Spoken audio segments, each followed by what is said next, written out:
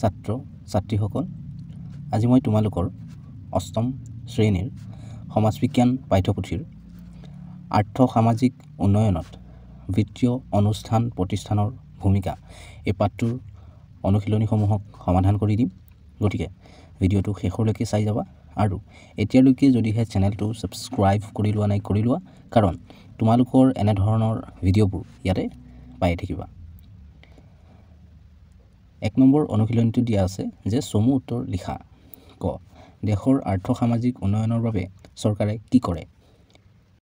ইয়াৰ উত্তৰ তোমালোকে লিখিবা যে দেশৰ আৰ্থ সামাজিক উন্নয়নৰ বাবে চৰকাৰে বিভিন্ন ধৰণৰ কাৰ্যসূচী আঁচনি আদি গ্ৰহণ কৰে আৰু তাক কাৰ্যকৰী কৰে। খৰ প্ৰশ্নটো দিয়া আছিল যে অৰ্থনৈতিক উন্নয়নৰ মূল নিৰ্দেশক কেইটামানৰ নাম উল্লেখ কৰা।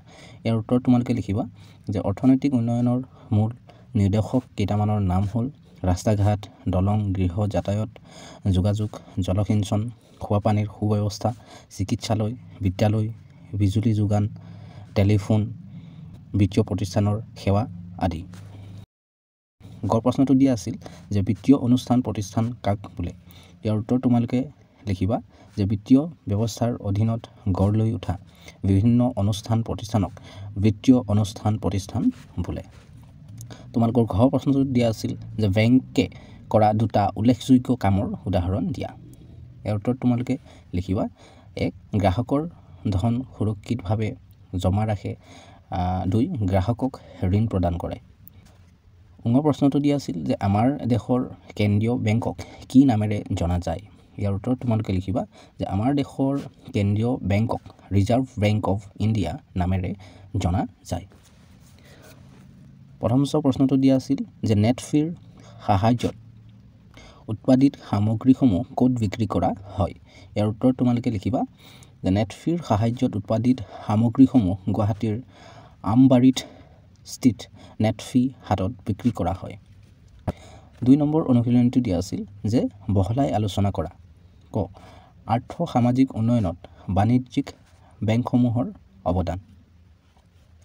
ইয়াৰ উত্তৰ তোমালোকে লিখিবা ভাৰতৰ বেংক ব্যৱস্থাৰ সৰ্ববৃহৎ অংশটো বাণিজ্যিক বেংকৰ দ্বাৰা পৰিচালিত হয়। বাণিজ্যিক বেংকত মানুহে নিজৰ উপাৰ্জনৰ টকা সঞ্চয় কৰে আৰু দৰকাৰ হ'লে আবেদন কৰি ঋণ গ্ৰহণ কৰিব পাৰে। বাণিজ্যিক বেংকসমূহে সঞ্চয়কাৰীয়ে জমা দিয়া আমানতৰ ভিত্তিত সমাজৰ বিভিন্ন শ্ৰেণীৰ লোকলৈ যেনে উদ্যোগপতি, কৃষক, কাৰিকৰ, চাকৰিয়াল, শিক্ষাৰ্থী আদিলৈ ঋণৰ যোগান ধৰে আৰু দেশৰ আৰ্থ সামাজিক উন্নয়নলৈ প্ৰভূত বৰঙণি যোগায়।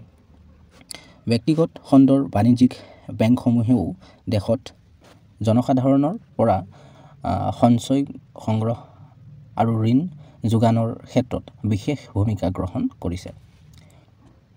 খটো দিয়া আছিল উত্তৰ পূব ভাৰতৰ অৰ্থনৈতিক বিকাশত উত্তৰ পূব পৰিষদ আৰু উত্তৰ পূব উন্নয়ন বিত্তীয় নিগমৰ ভূমিকা।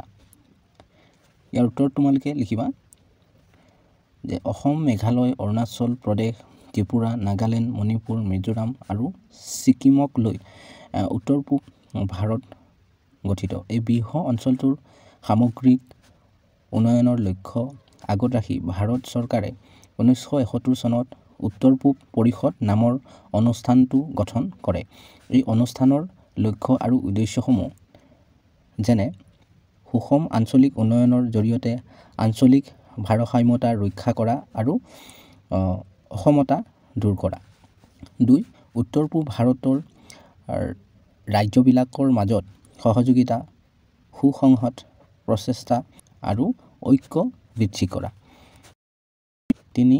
অংশীদাৰ ৰাজ্যবিলাকৰ আন্তঃগাঁথনিমূলক ব্যৱস্থাবোৰৰ উন্নয়নৰ বাবে প্ৰচেষ্টা চলোৱা।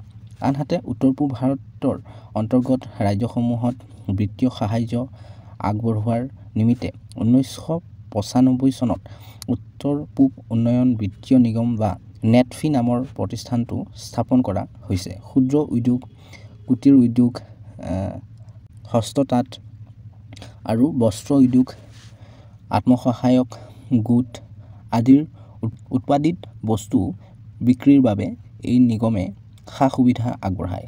নেটফিয়ে উত্তৰ পূব ভাৰতৰ অৰ্থনৈতিক উন্নয়নৰ বাবে ক্ষুদ্ৰ বিত্তীয় আঁচনিৰ জৰিয়তে মহিলাসকলক স্বনিৰ্ভৰশীল কৰি গঢ়ি তুলিবৰ বাবে অহৰ্নিশে চেষ্টা চলাই আহিছে।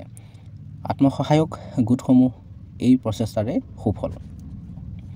গ প্ৰশ্নত দিয়া আছিল যে আত্মসহায়ক গোট গঠনৰ লক্ষ্য আৰু উদ্দেশ্যসমূহ। ইয়াৰ উত্তৰ তোমালোকে লিখিবা। আত্মসহায়ক গোট গঠনৰ জৰিয়তে সমূহীয়াভাৱে কাম কৰাৰ শক্তি আৰু উদ্যম সৃষ্টি কৰে। 2. উন্নয়নমূলক আঁচনিৰ জৰিয়তে বিত্তীয় প্ৰতিষ্ঠানৰ পৰা ঋণ গ্ৰহণৰ সুবিধা লোৱা। 3. গোটৰ সদস্যসকলে সমূহীয়াভাৱে অৰ্থনৈতিক কাৰ্যসূচী গ্ৰহণ কৰে। 4. গোটৰ সদস্যসকলৰ মাজত সঞ্চয়ৰ অভ্যাস গঢ়ি তোলা। 5. গ্ৰাম্য জনসাধাৰণৰ মাজত সজাগতা সৃষ্টি কৰি নিজকে নিজে সহায় কৰাৰ মানসিকতা গ্ৰহণ কৰা। 6. ঋণ দিয়া অনুষ্ঠানৰ লগত যোগাযোগ স্থাপন কৰা আৰু সমূহীয়া ঋণ পোৱাত সহায় কৰা আদি উল্লেখযোগ্য। এইবাৰ আহিছোঁ 3 নম্বৰ অনুশীলনীটোলৈ। চমু টোকা লিখা। প্ৰথমত দিয়া আছিল সমবায় বেংক। তো প্ৰথমতে আমি সমবায় বেংকৰ বিষয়ে লিখিম। আমাৰ দেশত গ্ৰাম্য অঞ্চলত বসতি কৰা দুখীয়া শ্ৰেণীৰ লোকসকলক মহাজন শ্ৰেণীৰ লোকসকলৰ শোষণৰ পৰা উদ্ধাৰ কৰিবলৈ আৰু কম সুদৰ হাৰত সেই শ্ৰেণীৰ লোকৰ বাবে ঋণ সহজলভ্য কৰাৰ উদ্দেশ্যে সমবায় বেংক ব্যৱস্থাৰ সূচনা কৰা হৈছিল। সমবায় বেংক ব্যৱস্থাটো আমাৰ দেশত 3 খলপীয়া। ক শীৰ্ষ পৰ্যায়ত প্ৰত্যেক ৰাজ্যতে ৰাজ্যিক সমবায় বেংক। খ জিলা পৰ্যায়ত একোটাকৈ কেন্দ্ৰীয় সমবায় বেংক। আৰু গ তৃণমূল পৰ্যায়ত গ্ৰামাঞ্চলত কৃষিভিত্তিক সমবায় সমিতিসমূহে কাৰ্য সম্পাদন কৰে। হয়তো দিয়া আছিল নাবাৰ্ড।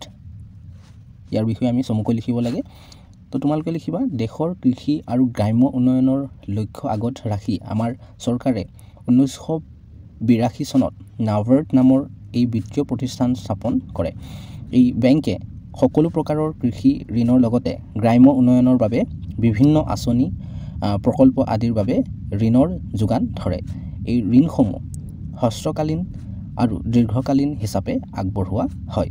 সমবায় বেংক, ভূমি উন্নয়ন বেংক, আঞ্চলিক গ্ৰামীণ বিকাশ বেংক, বাণিজ্যিক বেংকসমূহক নাবাৰ্ডে ঋণ প্ৰদান কৰে। তাৰপিছত দিয়া আছিল কেন্দ্ৰীয় বেংক। এখন দেশৰ সমগ্ৰ বেংক ব্যৱস্থাটোৰ মুৰব্বী বা শীৰ্ষস্থানীয় বেংকটোৱেই হ'ল কেন্দ্ৰীয় bank. Reserve bank of India হৈছে আমাৰ দেশৰ কেন্দ্ৰীয় বেংক। 1935 চনত এই বেংক স্থাপন কৰা হয়। আমি ব্যৱহাৰ কৰা কাগজীয় মুদ্ৰা ছপা কৰাৰ একচেটিয়া অধিকাৰ কেন্দ্ৰীয় বেংকৰহে থাকে। কেন্দ্ৰীয় বেংক হ'ল বেংকসমূহৰ বেংক। আনবোৰ বেংকৰ হিচাপ কেন্দ্ৰীয় বেংকে পৰীক্ষা কৰে। আমাৰ দেশৰ বাণিজ্যিক বেংকসমূহে ভাৰতীয় ৰিজাৰ্ভ বেংকৰ এজেণ্ট হিচাপে কাম কৰে। মুঠতে ৰিজাৰ্ভ বেংকে চৰকাৰৰ বেংক হিচাপে কাৰ্য সম্পাদন কৰে। তাৰপিছত দিয়া আছিল আত্মসহায়ক গোট। তো ইয়াৰ বিষয়ে আমি চমুকৈ লিখিব লাগে। তো তোমালোকে লিখিবা আত্মসহায়ক গোট হৈছে উৎপাদনমূলক কামত নিয়োজিত হৈ আৰ্থিকভাৱে স্বাৱলম্বী হ'ব বিচৰা জনসাধাৰণৰ এটা গোট, যিসকল অৰ্থনৈতিকভাৱে সচ্ছল নহয়। সাধাৰণতে 10ৰ পৰা 20জন সদস্যক লৈ এনেধৰণৰ গোট গঠন কৰিব পাৰি। এই গোটৰ মূল লক্ষ্য হৈছে গোটৰ সদস্যসকলৰ দৰিদ্ৰতা দূৰীকৰণৰ অৰ্থে সমূহীয়া উদ্দেশ্য আগত লৈ একগোট হৈ কাম কৰাৰ প্ৰয়াস। আৰ্থিকভাৱে পিছপৰা আৰু কৰ্মসংস্থান নোহোৱা শ্ৰেণীৰ লোকে এই ধৰণৰ গোট গঠন কৰি বেংক, নেটফি আদি বিত্তীয় অনুষ্ঠানৰ পৰা ঋণ লাভ কৰে। এই গোটৰ জৰিয়তে গাঁও অঞ্চলৰ দৰিদ্ৰ সীমাৰেখাৰ তলৰ লোকসকলে হাঁহ কুকুৰা পালন, কাপোৰ বোৱা, চিলাই কৰা, ফুলৰ খেতি কৰা আদি আঁচনি গ্ৰহণ কৰি স্বনিয়োজনৰ পথ মুকলি কৰি ল'ব পাৰে। তাৰপিছত আছিল তোমালোকৰ 4 নম্বৰ অনুশীলনটোৰ শুদ্ধ অশুদ্ধ নিৰ্ণয় কৰা। কত দিয়া আছে বৰ্ধিত জনমূৰি আয়ে দেশৰ উন্নয়নত অন্তৰায়ৰ সৃষ্টি কৰে এইটো হ'ব অশুদ্ধ হয়তো দিয়া আছে ঔদ্যোগিক আৰু বিনিয়োগ বেংকে উদ্যোগ খণ্ডলৈ দীৰ্ঘকালীন ঋণ আগবঢ়ায় এইটো হ'ব শুদ্ধ হয়তো দিয়া আছে আত্মসহায়ক গোটে কেন্দ্ৰীয় বেংকত সেভিং বেংক একাউণ্ট খুলিব লাগে এইটো হ'ব শুদ্ধ ঘৰটো দিয়া আছে নেটফ্ৰীৰ মুখ্য কাৰ্যালয় শ্বিলঙত অৱস্থিত এইটো হ'ব শুদ্ধ আৰ্থিকভাৱে সচ্ছল লোকসকলে আত্মসহায়ক গোটৰ সদস্য হ'ব পাৰে এইটো হ'ব অশুদ্ধ তাৰপিছত এটা প্ৰকল্প দিয়া হৈছে তো এইটো তোমালোকে চাই পেলাই নিজে কৰিবা মৰমৰ ছাত্ৰ ছাত্ৰীসকল ভিডিঅ'টো ইয়ালৈকে আছিল তোমালোকৰ সমাজ বিজ্ঞান পাঠ্যপুথিৰ অন্য পাঠবোৰৰ অনুশীলনীসমূহৰ ভিডিঅ'বোৰৰ লিংকবোৰ এই ভিডিঅ'টোৰ তলতে পাই যাবা ইয়াতে ক্লিক কৰি চাই ল'ব পাৰিবা আৰু এতিয়ালৈকে যদিহে চেনেলটো সাবস্ক্ৰাইব কৰি লোৱা নাই কৰি লোৱা কাৰণ তোমালোকৰ এনে ধৰণৰ ভিডিঅ'বোৰ ইয়াতে পাই থাকিবা ভিডিঅ'টো ইয়াতে সমাপ্ত কৰিছোঁ ধন্যবাদ